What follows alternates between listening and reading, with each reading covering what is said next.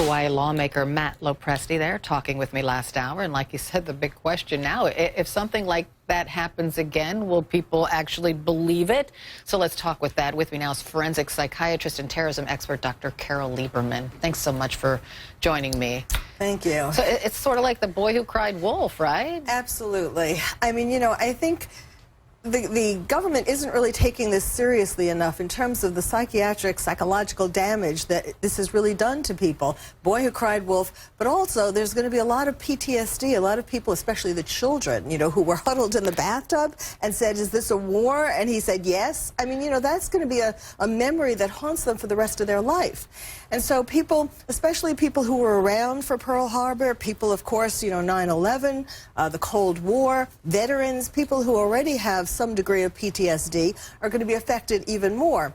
And then there's a lot of anger. And, I personally, I think that the man who pushed the wrong button, it's like they're saying, oops, we've made a little mistake, oops, and it's having a lot more fallout than that. But I think that the man who pushed the button, the wrong button, should be fired, not just reassigned to the same emergency department, or at the very least reassigned to something that has nothing to do with the emergency department. Because in addition to being afraid, anxious, fearful, etc., and distrustful of the government and so on, people are really angry, rightly angry, and they are going to turn that anger in towards themselves, stuff it down, and that causes depression. Mm-hmm. So I think at least if they had some sense that the people were taking them seriously, recognizing just the depth of the psychological damage that was done. Well, I think here's the other thing.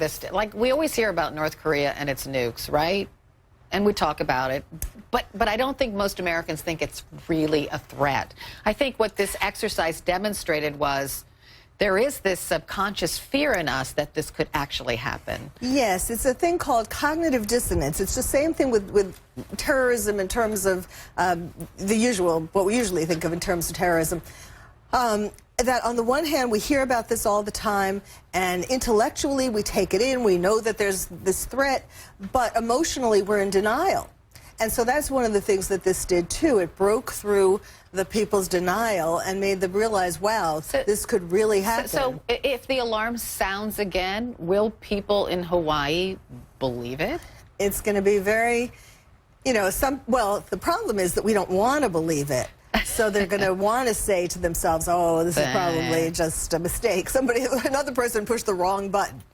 So that's the problem. Of course, the one positive thing is if people really do learn from this and do learn about what to do when this happens and get prepared and have your 2 weeks of food and supplies and so on, that would be a positive thing. But, that's looking at the glass half full. I kind of like that. And if there's an alarm going off again in Hawaii, you listen. I don't care whether you believe it or not. Take cover. Thank you, Dr. Carole Lieberman. I appreciate it.